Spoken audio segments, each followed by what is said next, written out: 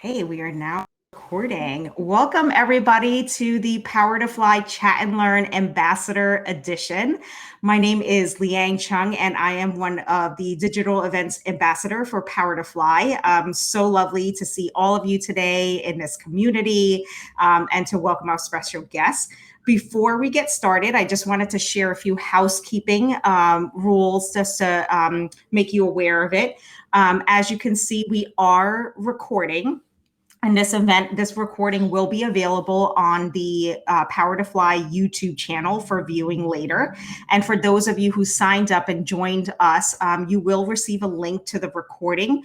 It's usually made available within 48 hours after the event. So please stay tuned for that email with the link if you wish to share this chat with others within your network and spread the word and, share open the Power to Fly community with all of them.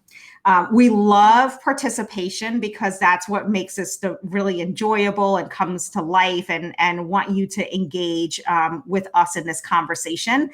We have a nice intimate group, which makes it even more special today. So please get comfortable.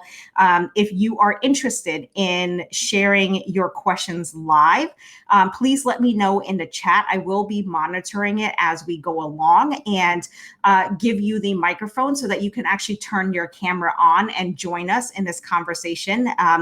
The thing to note is that if you do decide to go down that path, you will be part of the recording. So for those of you who are camera shy, you can absolutely just engage with us in the chat. Another option to engage in a conversation is to put your questions in the chat. So like I said before, I'm going to monitor it regularly. And, for those of you who have some questions that you want to ask our special guests or have any comments or want to chime in with any of your thoughts, please feel comfortable and welcome to do so. That's what makes this event fun. And so and then the other thing to note is that we are on social media. So please tag Power to Fly wherever you are at. Just follow us on at Power to Fly. And then the other thing is you can also subscribe to the Power to Fly YouTube channel as well to see some of the other digital events. So let's get started with our event. Is everybody ready?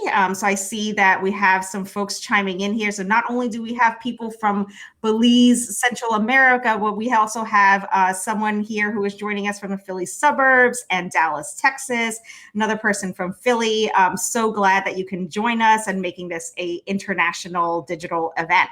As I shared with you earlier, my name is Liang Chung. I am a digital events ambassador for Power to Fly. And I'm also the founder and CEO of Peloristack. At Peloristack, we partner with underrepresented early stage founders and mid-career women and non-binary people to help them prepare for their first. So the first could be anything from the first time that they're scaling the team to the first time that they are negotiating their salary. So happy to be here. And we have a dynamic speaker here today who is going to be talking about the topic of pivot or reset, redefining your identity in the new era. So welcome to the Power to Fly community, Judith Kurnick. Would love to hear a little bit more about your background and bio. So if you could just share a little bit about yourself with all of our guests today. Sure, Liang. Well, first of all, it's such a pleasure to be here. Thank you so much for having me. I'm fascinated by, first of all, I think Power to Fly is the best name I've heard in a very long time. But also the focus of this community is so valuable these days. And it's really wonderful to be able to join it and have some conversation with folks. So my background, in a word or two, is that I spent most of my career as a journalist and strategic communications executive. And I did that for companies and organizations. And I also had my own business for a while, back and forth at different stages in my life. And it's basically what I felt I was able to do. I was good at it, and I was successful and kept getting hired to higher positions.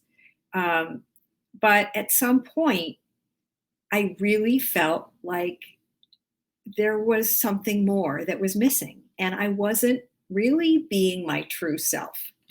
And I have to be honest that I didn't listen to those feelings for a very long time because I didn't think that I could change the career midstream. I raised a few kids, and when they grew up, I was actually working at a pretty high level job in a different city from where I lived. And then I had a divorce. And so I was figuring out living location, and there were just a lot of other pieces in my life going on. So it just didn't happen that I was focused on changing the career, but there were all of these symptoms. I mean, they were really symptoms, signals and symptoms, because eventually I got kind of sick, and it just wasn't feeling well a lot of the time. And I didn't think about it because I figured it was just something I had to deal with.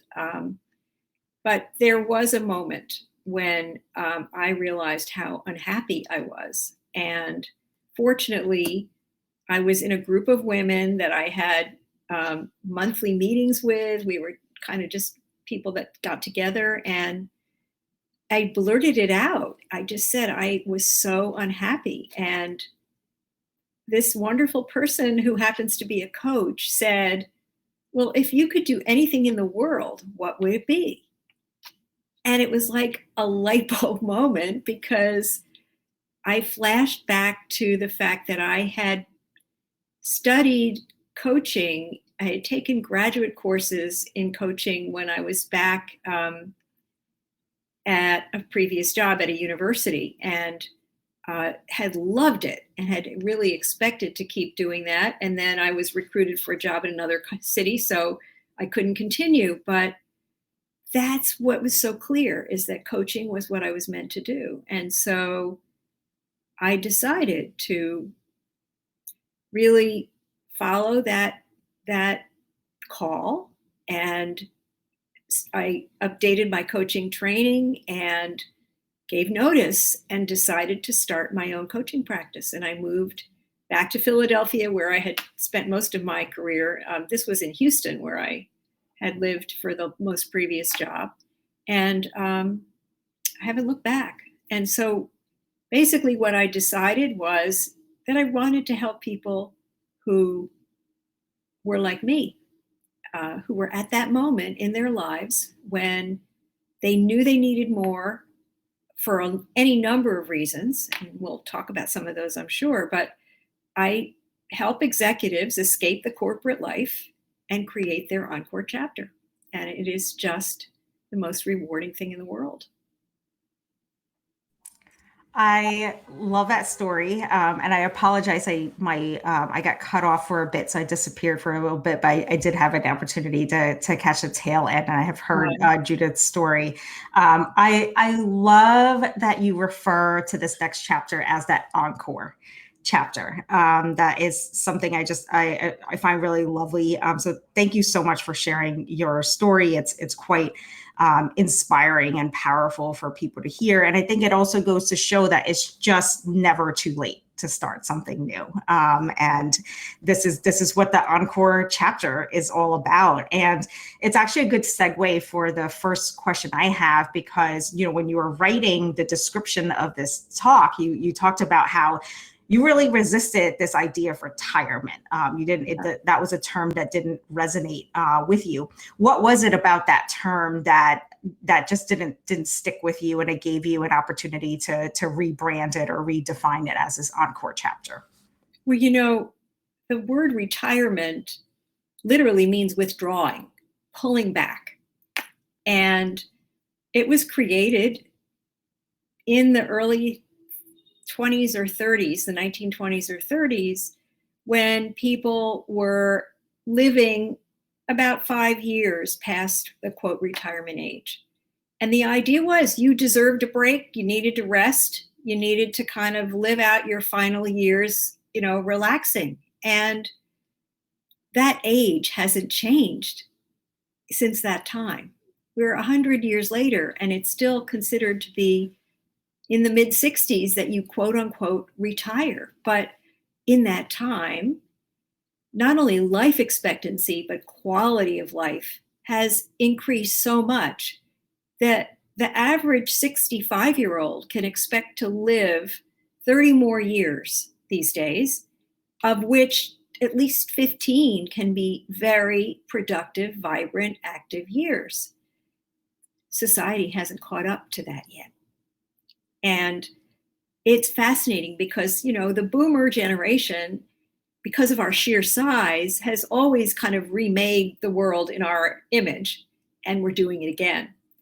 And I do these videos on Facebook and LinkedIn every couple of days. And I did one this morning about the fact that a 55-year-old mother just wrote a novel that topped the young adult bestseller list this week.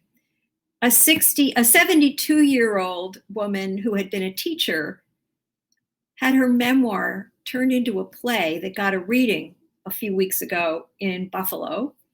And a dear friend of mine who is in her mid-70s has had an editor excited about her memoir of people, of kind of being behind the scenes with famous clients. So what's wrong with this picture? What's wrong with this picture is older women are supposed to be invisible. It ain't happening. We are kicking butt. And that's the truth. And it is so important for us to know that and to not buy into the ageism and the stereotypes about getting older, especially for women. We're not invisible. We have tremendous power, and we are just all over the place. Yes. So I'm just going to snap to that because there's so much in what you just shared that is powerful. And I see in the chat that someone wrote, I read and shared that post, very inspiring, Judith, #kickbutt. And it reminds me of the stories that I hear from, not only women who retired but also men who retired. And I realized this is really boring. It's actually not very energizing. And I'm going to go and find something else to do, or I'm going to go and pursue a passion project for that very reason, because it's, it was designed many years ago, and it actually doesn't really speak to the lifestyle that people want to have at this point in time. So it's great that you're realizing that, and that you're working with clients to share that knowledge and help them pursue that encore chapter, whatever it is that they wish to design it, or how they decide to let that take shape. So I think that's awesome that you're doing that, and realizing it, and you're fighting and combating this notion of what aging looks like. Let's throw that out the window. It doesn't resonate anymore. And so this is what what the new version looks like. And so with your work with a lot of your clients, you often talk about the difference between a pivot and a reset when it comes to your career. Would love for you to share more about your, how do you define those terms? Because I have seen a lot of people use it interchangeably. Yeah. And so, would just love to hear your insights. And then what are some examples of what that looks like? The difference between a pivot and a reset. Yeah. Well, the way I always describe it is, and people are using the word pivot all over the place. It's been the word of the year, especially during the pandemic, with good reason, because the idea of a pivot to me is when you're trying to do the same thing, but you have to find different ways to accomplish it. So restaurants, when they had to go online or takeout only, they're pivoting, but their goal is still the same, to serve food to people. And many of us had to pivot this year if we were working in an office and began to work from home. We're still doing the same work. We're just pivoting to a different way of doing it. But to me, a reset comes when your activities are no longer reflecting your core goals or values or priorities. So there's actually a disconnect between what you're doing day to day and what you really want. And so it becomes uncomfortable for whatever reason. And, I use in my slides, I use the example of, a sailboat kind of catching the wind. But if you're actually going up against the wind, you can capsize. And so it becomes very disruptive to have these conflicts inside. And, one of the things that happened this year is a lot of people experience that might not have thought about it otherwise. And it has to do with the pandemic. And there's a term that came up that I just love. It was a writer named Bruce Feiler who wrote a book called Life is in the Transitions. And he created the term lifequake. And what a lifequake is when the normal disruptions that happen to many of us, whether it's a job loss or a move or illness or caregiving, when those pile up and you get more than one of them at once, it really disrupts your life. And it starts to make you rethink some basic things about who you are. And he wrote, his book just happened to come out last summer, and he wrote that this is the first time our whole country is in a lifequake at the same time since the Great Depression. So I think we're coming out of it now, but we're seeing that people are questioning what matters to them. What do they really want to do in the time they're here? Because we are facing kind of core life and death in our faces, things have really kind of a different perspective. Well, that often happens for people over 50 in normal times. It's a little more subtle. And I've actually noticed it in my clients right around 60, the 60th birthday. It's like a quiet review or kind of a churning inside that, I need to kind of rethink things a little bit.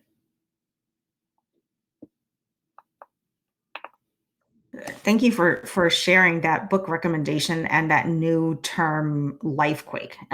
When you started, I feel like you go through those moments at different milestones in your life, and it probably becomes even more powerful if you haven't listened to those moments. When I think about that story, that example that you shared about being on a boat, going against a strong wind and just trying to push through.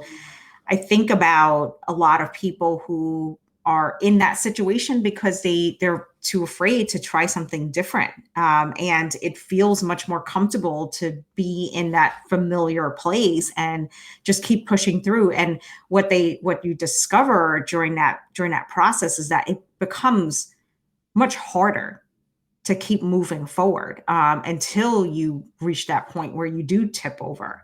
And that event causes you to change and rethink a lot of things.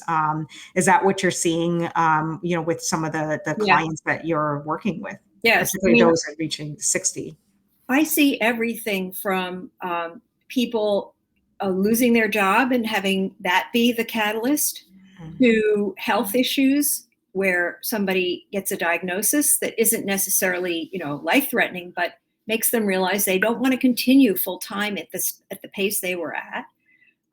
Or very often, and I see this more in women, to be honest, they're tired of taking care of everybody else and of supporting an institution or a company because they have ideas and they don't feel valued or fulfilled. And maybe there's a glass ceiling, maybe there's an age ceiling, and they're starting to feel like everybody around them is younger and they think they can do it better. But it's still something they really want to do for themselves. That's where the fear comes in. Like, how can I afford to do this? How could I manage? How could I give up a full-time salary for something that's not a given that's not a definite salary every week. Well, it's an adjustment, but part of it is having the vision. And so a lot of what I do with clients is help them realize that if you start from what you're losing and from what you're letting go of and all your fears, you'll never get anywhere. But if you start with thinking about what gives you meaning now and who are you now and what matters most, and you create your vision, that begins by itself to start bringing it into reality. It happened to me. It's continuing to happen to me, and it happens to so many of my clients. And you get this energy and this excitement, and you're successful.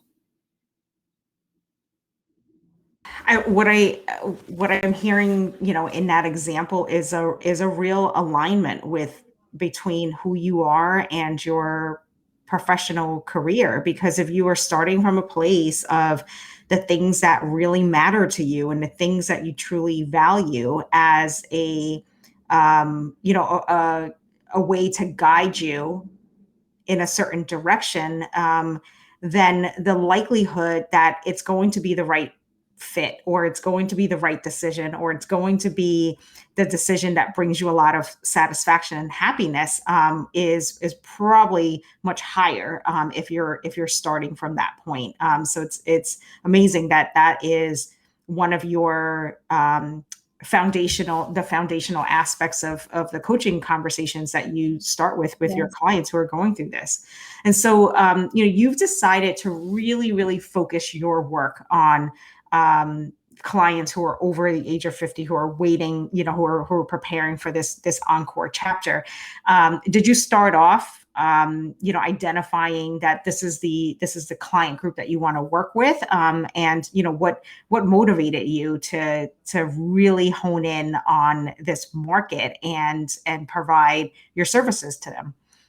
Yes, and I knew that from the beginning, and a lot of it had to do with my own story.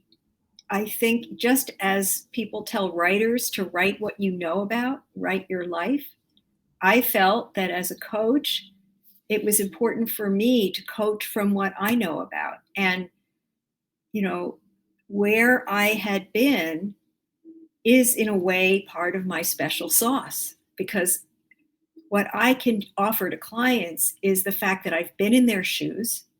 I know what it's like to be completely invested in a high-powered, high-performing role, and what it's like to have to stop that or to consider stopping that for something you're not even sure about.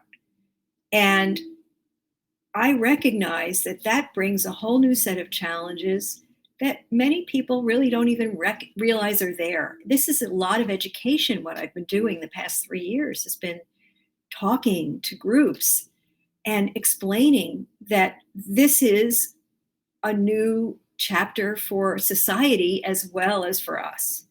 And we are blazing trails here. We are pioneers. But it is also fascinating that when you think about having 20 to 30 years left, more Americans spend time planning a 2-week vacation than they do the rest of their lives. And if they do the planning, it's all financial. It's all, do I have enough? And do I, why do I need to keep working? And part of this actually was inspired by my own experience when I sat down with a financial advisor. And he said, well, what do you need to live on, when you're no longer working full time? And I said, well, how do I know that? I don't know what I want to do. And I realized that piece has to come first, because in my case, and in case of a lot of my clients, there were trade-offs I was very happy to make that I wouldn't have even known about if I hadn't had the vision first. And so to say, well, I can't afford to do this. I mean, in my own case, I traded off a house and a whole set of belongings in order to move back to a part of Philadelphia that I love, which is on the park. I don't have a car anymore because I don't need it. But if you had said to me 5 years ago, can you budget not to have a car? I was like, what are you talking about? It's crazy. So it's got to be clear where you're headed, at least to a degree. And you don't have to follow it word, point by point. Part of this is having a starting point and having a sense. And then you begin making plans, and the plans can change. But the difference between doing that and waking up one morning and discovering A, that your job has been eliminated, or B, that you can't continue to work because your health is not there, and you have no plan B, there's just no reason for that. When you know that your company or your department is going to be taken over or configured, you plan. People don't do that, even though there's these changes are coming. We all know they're going to come. So to me, it's like a no-brainer. And what I love is that it's really very simple when you think of it. Like, I have created my process to be. I talk about it like buying a new house. There's 3 steps. And the first step is figuring out what you want and what you don't want. And that's, a personal assessment and all of the things you can imagine, getting to know yourself at this age. And the second is taking the checklist that you've created and checking it against what's available. So, going to open houses, it's the equivalent of checking out scenarios, brainstorming ideas, doing your due diligence, doing research, seeing what does and doesn't work. And there might be scenarios that don't work, but when you hit on the one that does, you know it in your soul because you've been through the process. And then step 3 is the action plan to launch. So, it's clearing out those closets and, selling the things you don't need anymore. And in this case, it might be updating your LinkedIn profile or putting together a support system, whatever it is. We do it in a very organized, systematic way. So people are really ready to launch. And what the ideal is that they have control over when and how they make their announcement. And they don't lose their sense of themselves in doing that.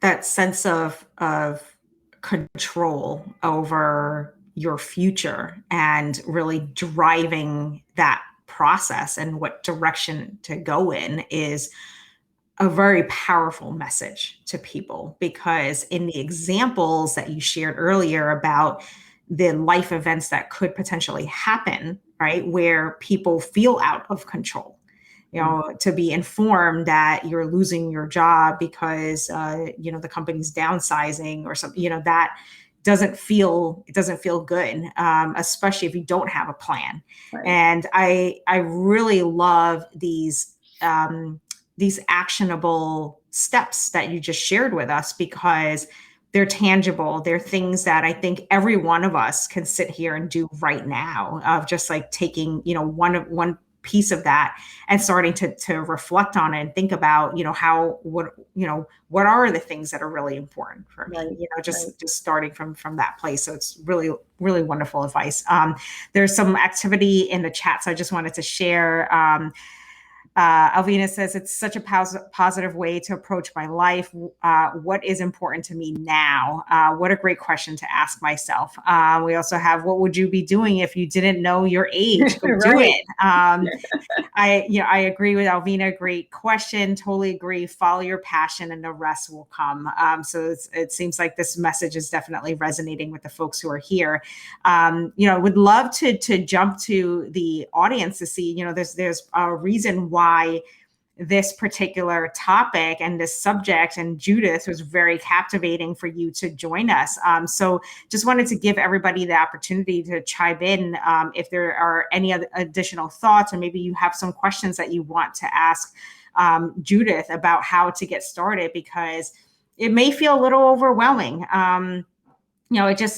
it feels, even, when I think about if I were to look into the future and how I would like to plan that stage of my life, I would feel a little overwhelmed in terms of, where to start and where to begin, or even, if I were to work with a financial planner, I don't even know where, what type of questions to ask. So this has been incredibly useful information and advice that you're providing to us. So thank you so much for sharing You're very this. welcome. Yeah.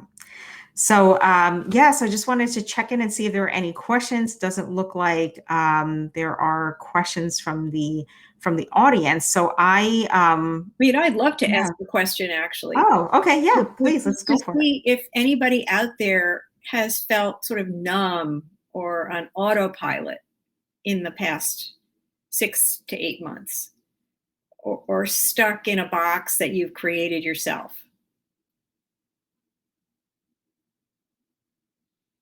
You could just throw your answers into the chat.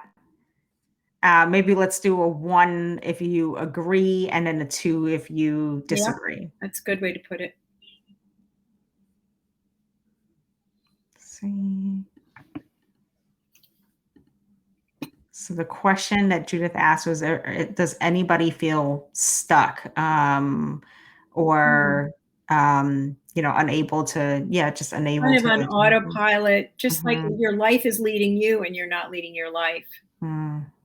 Because that's often something we don't even recognize. You kind of have to ask yourself and really be conscious, because it's just, sometimes you just get up and go to work every day and it's like what you do, and you don't even realize that that's not comfortable.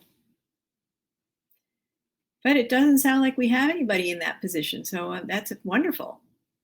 Now, well, one thing that oh, look, we have some people coming in with chiming in. Alvina doesn't feel stuck. Another person, I felt that way when things were shut down. Groundhog's Day. I definitely second that. And then Carla is saying, 1, agree, placing my energy on the next client, the next project on autopilot, but not stopping to ask, do I like where I'm headed? Exactly. Thank you so much for sharing that. Yeah. Yes, that's exactly what you were talking about, Judith. It's that feeling. And I like to listen sometimes. Sometimes it's the non-action or the silence that tells us something powerful. And what I read into this for the folks who are hesitating to figure out what it is that they're feeling right now, I think it's this, probably that question mark of like, I haven't really sat down to think about this, like you're probably bringing up a lot of really good points that are really valuable, that, because we're on autopilot, or because we are trying to push through and just trying to stay on that boat, right? To maintain, the path that we're going on, that we lose visibility to the things around us and the things that really resonate. So I hope that for those of you who are processing this and thinking about it, that this message is resonating, and it's a good moment for you to take a pause and to reflect and to really think about some of these questions and thoughts that Judith just posed to all of you, and the type of things that she works out with her clients, to unravel and work on as they start to redefine their new identity. Exactly. So one of the things that we often talk about, Judith, is how it is never too late to pursue a dream, particularly a dream to become an entrepreneur. And the stats show that entrepreneurs who start a business and over the age of 50 are more likely to succeed than the folks who are starting at the age of 30. And there is a huge market out there, particularly in the solopreneur world, where people are, pursuing their passion and they're turning it into a business. They're figuring out different ways that they can monetize different things that, they've probably pushed to the side, or maybe put on a shelf until they finished, raising their kids and, paying for other things that they needed to pay for in their life. And now that they don't have that burden anymore, the responsibilities, they're able to channel in this way. So I'd love to chat with you about your journey. What was, in terms of like really pursuing that, how, what were the different feelings that you had to reconcile inside? And how did you find the courage to do it? What did that look like for you from a support system perspective? And, what did that look like from, financial perspective to make this dream happen? Well, first of all, I have to say that ignorance is bliss for a while. So true. I had this idea that I was just going to move up to Philly and put out my shingle, and it would happen. And I knew that I was very comfortable networking, and I knew that I had a base that was very rich and deep here in the city, not to mention across the country. So I knew those tools were there, that I had that to work with. What I didn't have any clue about was how much administrative and marketing work goes along with any new enterprise. And so here I am with this dream of being a coach, and I'm working out my coaching process and approach. But then there is so much time and such a learning curve to figure out how to do all the things myself that were sort of taken for granted in a workplace. Everything from your calendar to your marketing plan and strategy and execution. I will tell you that the Apple guys became my best friends. And one of the best decisions I made was to be moving to a place that is literally around the corner. So I could go in at 10 o'clock in the morning when nobody else was there and hang out, and they would talk to me. But even with that, hours and hours and hours figuring out how to do things. And what I really wish I had known is that you do need a support system, and you do need a group of people that have different skills that you can call on to give you the kind of quick and easy, down and dirty, oh yeah, here's how you do that, or I figured this out, or whatever. Because I would have saved so much time and energy if I had that. I learned it the hard way. My probably the best decision I made was to give myself 3 or 4 months before even officially opening my practice, and to just get settled in this new city and start connecting with people and just start learning. And that took the pressure off. I had enough money to do that, and I didn't need to be actually earning a certain amount within that time. I also set my first year goal very low. And anytime people start a business, it's important to be realistic about what your expectations are at the beginning. There is definitely a 2 to 3 year growth pattern. So you have to recognize and build that in. But the community part and the support part was the piece that I really didn't anticipate needing as much as I did. And, I had a lot of friends. They just weren't people that knew how to do what I needed to do. So, LinkedIn is great, and I would use it all the time to figure out who I could connect with that might connect me with somebody that knew X, Y, or Z, but the amount of time and energy that took. So, I am really excited about an event that you and I are both doing, and a group that is doing just what I'm talking about, because for that reason, we all came together during the pandemic, and there was a group of about 12 of us, all of us solopreneurs. And we realized that this community was valuable for all of the different expertise we provide each other. And we decided to create a conference for women over 50 who might want to do their own thing. And it's coming up in a few weeks. And I am just so thrilled about that coming together, because it really will make a big difference. What I told people that I emailed to, it will give an entrepreneur the legal, marketing, strategic, and financial information they need to start all in one place. Whereas I had to go pulling it out of different people in different situations. So, for 2 nights to get all that, if you're even thinking about it, you just can't beat that. And plus, there's this opportunity to connect in an ongoing way with the community afterwards, which, as I said, has been invaluable to me. So I can't emphasize enough how excited I am to be part of that.